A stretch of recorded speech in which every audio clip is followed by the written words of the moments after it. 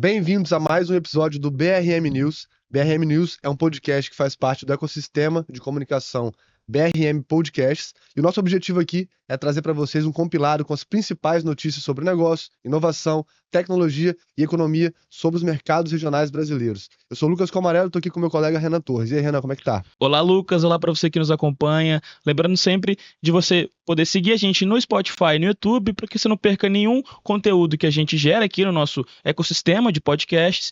E hoje, quarta-feira, um dia super aquecido, com bastante notícia. A gente tem investimentos aqui no Espírito Santo sendo anunciados. Uma notícia muito importante para a isenção de imposto de renda na política e economia brasileira e uma quarta-feira de decisões de juros ao redor do mundo. Então, muita coisa acontecendo. Vamos lá, Lucas, para a primeira notícia. Perfeito. Então, trazendo isso que você puxou dos investimentos no Espírito Santo, a gente tem um destaque hoje que é o Fundo Soberano do Espírito Santo, o FUNSES, está planejando investir 50 milhões em 2025, dando continuidade ao projeto que já iniciaram, onde já foram destinados mais de 70 milhões de reais para em torno de 33 startups desde 2022.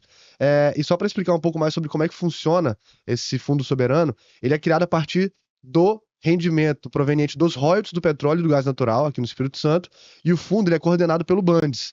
E o principal objetivo dele é de trazer um certo diversificamento, uma certa diversificação, desculpa, à economia capixaba, com foco em tecnologia e inovação. E esse modelo de fundo soberano, que é único aqui no Brasil, né, no Espírito Santo, ele se assemelha a iniciativas como de outros países que também têm uma fonte de renda a partir desses commodities, como Noruega, Catar e Arábia Saudita, que utilizam dessas receitas provenientes dessas commodities. Aqui no Espírito Santo, obviamente, está falando de petróleo e gás natural, para poder impulsionar outros setores estratégicos da economia local. Então, entre as metas do Espírito Santo, está acelerar digitalmente mais de 500 startups e também destinar 150 milhões desse capital todo para empresas de tecnologia que já estão mais maduras. Então, o objetivo principal aqui a gente está vendo que é fomentar de fato a economia e o crescimento do Estado a partir de indústrias estratégicas que o governo enxerga que são importantes para o futuro. E um ponto importante desse modelo de financiamento, Lucas, é que ele não serve apenas para investir em empresas nascidas no Espírito Santo, Perfeito. mas também é uma ferramenta muito importante para a gente poder atrair empresas de outros estados a se instalarem aqui no Espírito Santo ou aumentarem a sua operação já existente aqui. Algumas das startups que já receberam investimentos em 2025, incluem a Hunter Stack, que usa inteligência artificial para a segurança cibernética, e a E-Simples, que otimiza a tributação para empresas, ajudando a reduzir custos fiscais. Com essa nova rodada de investimentos que a gente está trazendo aqui para quem nos acompanha, a expectativa é que a gente tenha um crescimento expressivo no setor de tecnologia capixaba nos próximos anos. Perfeito.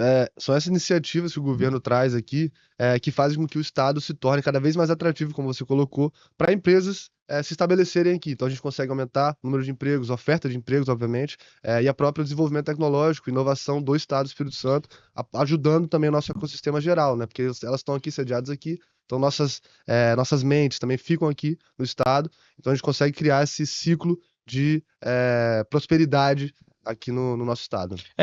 E principalmente fomentando que hubs comecem a surgir aqui no estado. É muito importante que essas empresas elas estejam próximas e trocando inovações. Perfeito. A gente tem um caso, né, muito clássico aqui pra gente, que é o Base 27, que é um hub muito importante, onde a gente tem uma série de empresas instaladas lá. Da construção civil, Da né? construção civil. Então, o Espírito Santo cada vez mais se posicionando como um hub de tecnologia e inovação a nível Brasil, não só regional, mas também a nível Brasil. Exato, e é naquela linha do que a gente já vê também em outros estados, como Santa Catarina, que é um hub já conhecido aqui no Brasil, e que realmente traz desenvolvimento para o estado, e são iniciativas que a gente gosta de ver aqui no Espírito Santo. Mas agora vamos lá para a próxima pauta aí do dia, Renanzinho. E ainda no Espírito Santo, Lucas, uma notícia importante para um dos setores mais estratégicos da nossa economia, que é o café. O Espírito Santo registrou uma queda de 53,6% no volume exportado de café no primeiro bimestre de 2025, em comparação com o mesmo período do ano anterior. No total, foram exportadas 508 mil sacas, contra 1 milhão de sacas em 2024. O motivo principal para essa retração, Lucas, é a redução nos estoques disponíveis, resultado de uma forte demanda internacional registrada no ano passado.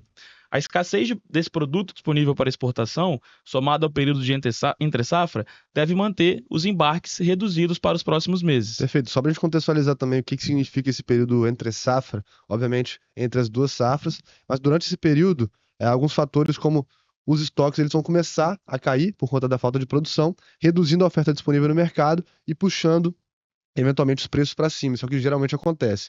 Em anos que tem a produção menor ou a quebra de safra, essa entre-safra pode agravar ainda mais a escassez, ainda pressionando muito mais os preços do que normalmente eles seriam pressionados, tá? E apesar da queda nesse volume exportado, o preço médio da saca disparou, saltando 75% em relação ao ano passado.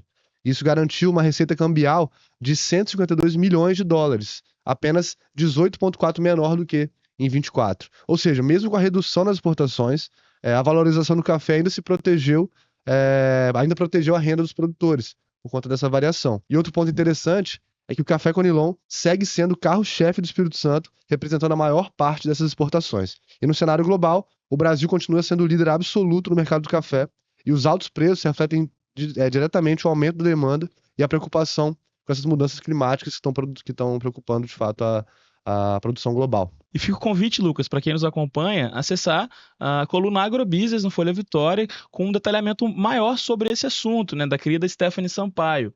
E eu gostaria de destacar aqui que no final da matéria, a Stephanie, né, diz que as expectativas para a safra de 2025 são boas, já que em novembro e dezembro a gente teve um volume de chuva interessante para esse tipo de cultivo, né? Perfeito. Perfeito, Renan. Então fica aí o convite para você acessar a página do Agrobusiness hoje lá, com a matéria da Stephanie. E agora, mudando de assunto um pouco, uma mudança histórica na balança comercial brasileira. Pela primeira vez, o petróleo superou a soja como principal produto de exportação no Brasil.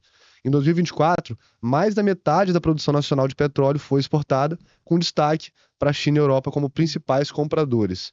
E o aumento dessa demanda europeia aconteceu muito por conta das sanções que foram aplicadas contra a Rússia, que reduziram o fornecimento de petróleo russo para o continente.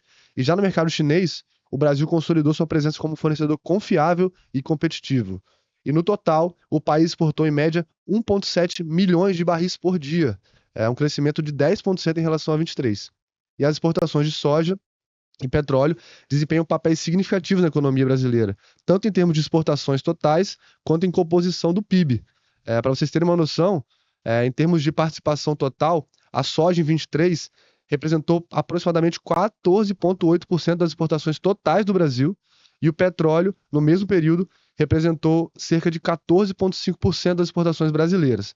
Com relação à participação no PIB, a soja participou cerca de 6% do PIB brasileiro em 2023, já o petróleo e gás natural, cerca de 8,7%. Então, são realmente muito representativas no produto interno do Brasil. Tá?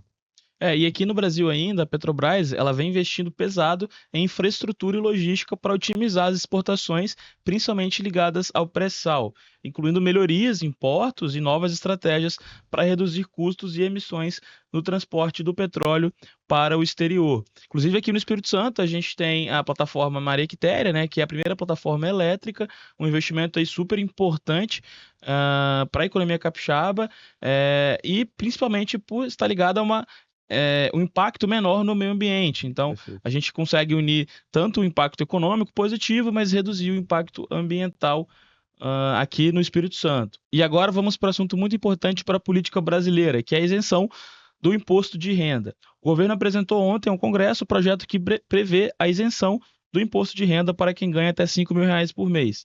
Hoje, a isenção vale para salários de até R$ 2.800. Se aprovado, a nova faixa de isenção beneficiará 10 milhões de contribuintes, mas trará uma perda de arrecadação estimada em 27 bilhões de reais por ano. Por outro lado, para compensar a queda de arrecadação, já que o Brasil tem um alto déficit a ser equalizado, o governo apresentou uma tributação mínima de 10% para pessoas com rendimento superior a R$ 600 mil por mês. Do ponto de vista político, Lucas, essa medida tem uma importância para o governo Lula, já que em 2025 a gente vem acompanhando que a desaprovação do governo vem aumentando. Perfeito. Referente à sua aprovação. Então, a gente vem acompanhando nos últimos meses medidas, além da isenção do imposto de renda, como aumento do Minha Casa Minha Vida, saque FGTS e o programa Pé de Meia. São medidas que impactam uma faixa importante da população brasileira, principalmente visando a eleição de 2026. Perfeito, Renan. Então são medidas como essa que nós temos que ficar atentos, porque elas têm, de fato, esse viés um pouco mais populista, mas acabam ignorando os resultados, principalmente na economia brasileira. E essa mudança ela gera bastante debate, porque principalmente muitos governadores temem uma queda na arrecadação dos estados, já que o imposto de renda é uma das principais fontes de receita para os governos estaduais. E algumas estimativas já apontam que os estados podem perder cerca de 11 bilhões com essa nova regra.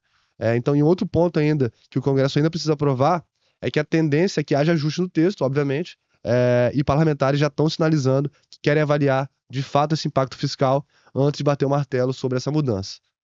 E agora a gente precisa acompanhar de que forma essa compensação econômica vai acontecer, já que a gente sabe que se de um lado o governo está abrindo mão de receita, ele nem sempre de outro vai cortar gastos. E é importante que esse recurso não venha de uma política que deixe a economia ainda mais machucada, já que a gente sabe que no Brasil a gente tem uma carga tributária muito alta e pode acabar prejudicando novos investimentos no nosso país. Perfeito, Renan. Então, obviamente, vão existir mais cenas nesses próximos capítulos. A gente ainda vai ter, obviamente, esse texto sendo revisado, as pessoas vão debater muito ainda sobre isso, e nós vamos trazer para vocês todos os dias aqui atualizações para mantê-los sempre muito bem informados. E para encerrar, a gente tem hoje, né, uma decisão importante de juros no Brasil e nos Estados Unidos. No Brasil, o Comitê de Política Monetária, né, que é o Copom, do Banco Central, deve anunciar o aumento de 1 ponto percentual na Selic, que é a nossa taxa básica de juros, atingindo um patamar de 14,25%. Nos Estados Unidos, a expectativa do mercado é que o Fed, que é o Banco Central americano, deixará a taxa de juros inalterada no intervalo entre 4,25% e 4,50%. Então fica aí o recado para a gente poder acompanhar, já que a gente sabe que os juros têm um impacto muito forte na economia, tanto do Brasil, assim como no mundo inteiro. Perfeito, Renan. E antes da gente encerrar, eu quero convidar vocês para o nosso evento que vai acontecer na semana que vem, dia 26 de março, em São Paulo, o BRM São Paulo. O evento tem como objetivo reunir as principais lideranças políticas, econômicas e intelectuais para discutir as potencialidades dos mercados regionais brasileiros. Vai ser em São Paulo, no Teatro B32, dia 26 agora. Mais informações sobre o evento, você vai ter acesso na newsletter que a gente dispara diariamente pelo e-mail e WhatsApp. E é claro, se você gostou desse episódio, não deixe de curtir no Spotify e no YouTube e também seguir a gente nas redes sociais. Hoje saiu um episódio super legal do Diga aí Podcast, do Marcelo Mendonça, com o Bruno Negres e o Gustavo Guerra sobre reforma tributária, um assunto que a gente debateu muito aqui. Então fica o convite para que todos possam escutar e um forte abraço e ótimos negócios para todos. Até amanhã.